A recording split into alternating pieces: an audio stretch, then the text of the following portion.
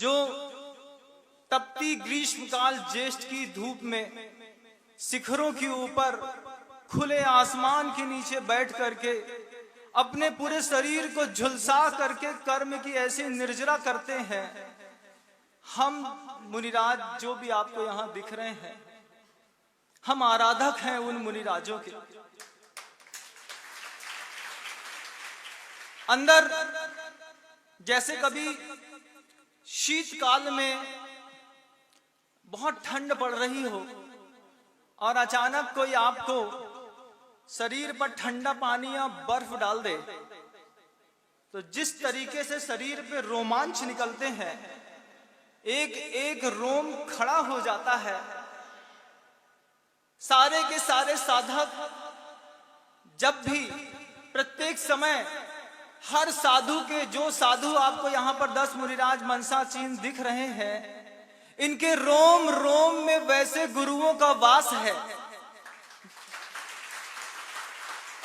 हम आराधक हैं। गुरुदेव ने हिंदी में इन्हीं संस्कृत की पंक्तियों की हिंदी में पद्यानुवाद किया और गुरुदेव उसको कहते हैं, ग्रीष्म काल में आग बरसती गिरी शिखरों पर रहते हैं, वर्षा ऋतु में कठिन परीक्षह तरुतल रहकर सहते हैं। जब बारिश होती है बंधुओं, चतुर्थ काल के उन मुनिराजों को याद करिए जो 4-4 महीने का एक पेड़ के नीचे, वृक्ष के नीचे आसन जमा करके बैठ जाते थे।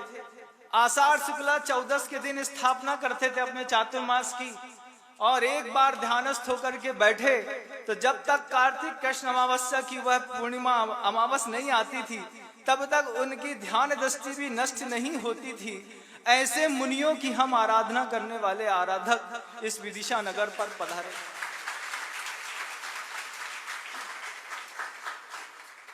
वे शीत का वर्षा ऋतु में, जब आपने कभी महसूस नहीं किया होगा, हम लोगों के जीवन में 20 साल से ऐसे मौके हर बार वर्षा ऋतु में आते हैं।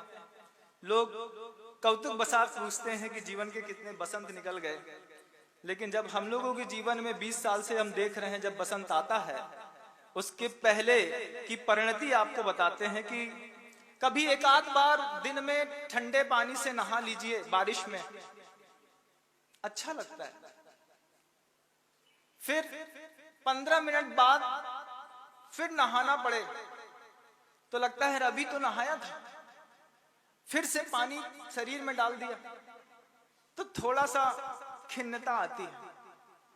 फिर पता चले कि 1 घंटे बाद फिर सिर से पानी उतना ही पड़ गया, तो फिर लगता है कि 3, 4, 5 बार जब ऐसी घटना घट जाती है तो 6वीं बार में पानी की एक बूंद इतनी पीड़ा देती है, जिस तरीके की पीड़ा आपको 3rd डिग्री का टॉर्चर जब पुलिस प्रशासन में कभी किया जाता है तो आपने देखा होगा कि ट्यूबलाइट को चालू करके लिपलिपाती हुई ट्यूबलाइट छोड़ देते हैं और कुर्सी में बैठा करके और ऊपर एक मटकी बांध देते हैं, एक एक बूंद पानी टपकता रहता है बंधुओं।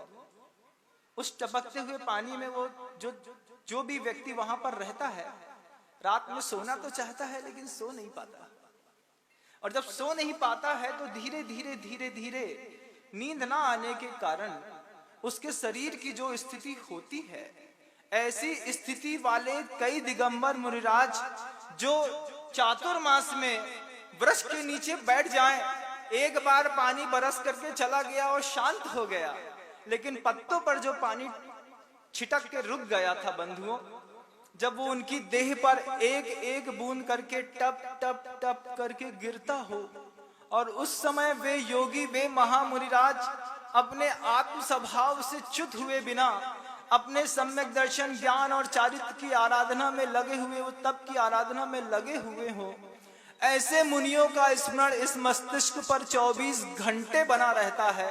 हम उन मुनियों के आराधक हैं बंधुओं, और यहाँ पर विदिशा नगर पर आए हैं।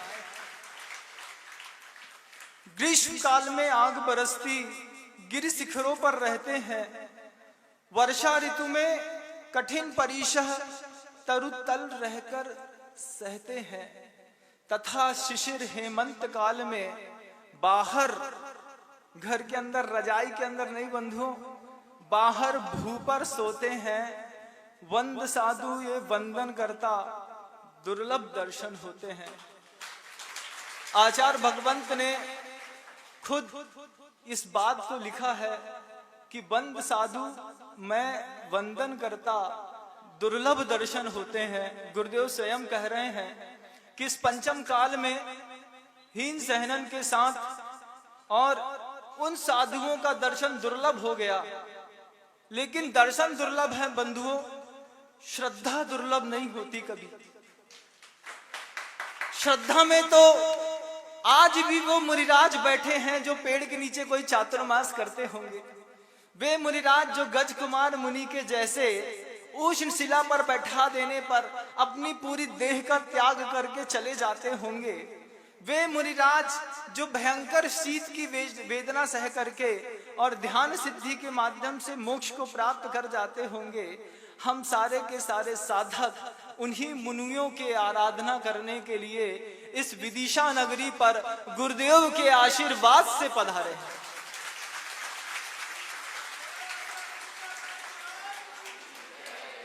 जब मैं निकला तो गुरुदेव ने कहा कि आपको विदिशा की ओर जाना है, और अब कहाँ जाना है ये तो बड़े महाराज श्री जानते हैं। उनकी और गुरुदेव की चर्चा होती रहती है। हम तो उनके नेतृत्व में यहाँ पर आए। लेकिन इस बात को ध्यान रखिएगा, जब 22 जून को नेमावर से विहार हुआ, बहुत उग्र उष्ण वातावरण था। धरती में पैर रखो तो अंदर ऐसा चटका मार रहा था, जैसे गरम तवा पर जब आप पानी छिटकते हैं तो आवाज आती है, ऐसी आवाज इस अंतर्मन से आ रही थी। बस एक चीज देखी कि गुरुदेव इतनी उष्ण धरती में भी अपनी निराकुल और शांत हृदय और वातावरण बनाते हुए जा रहे हैं। हम उनके पीछे हो लिए। जब तक गुरुदेव साथ में थे तो ये चीज लगती है हमेशा कि अरे आचार्य श्री जी सह रहे हैं तो हम भी सह लेंगे, कोई फर्क नहीं पड़ता। जब 75 साल के साधु और आचार्य परमेष्ठी साथ में चल रहे हैं तो क्या गर्मी, क्या ठंडी, क्या बरसात। लेकिन उसके बाद जब गुरुदेव का वियोग हो गया, जब गुरुदेव को हम छूट करके इस तरफ हमने अपना रास्ता बदला, और जब गुरुदेव के संकेत, गुरु से बड़ी गुरु की आज्ञा अपने माथे पर रख करके हम इस धरती पर आने के लिए तैयार हुए, तो रास्ते में हमने देखा कि पूरी रोड खराब, कंकड़ पत्थर इतने भयंकर कि देखते बनते थे। अब उसमें गुरुदेव ने एक और संकेत दे दिया कि विदिशा सीधे सीधे जाओगे तो 160, 70, 80 किलोमीटर है। जवान संघ है आपका, थोड़ा घूम करके जाना।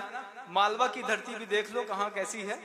तो पूरे मालवा को घुमाया पहले गुरुदेव ने 100, 125 किलोमीटर, फिर 350 किलोमीटर करीब चल करके अभी हम गंतव्य तक पहुंचे नहीं हैं, गंतव्य की ओर हैं।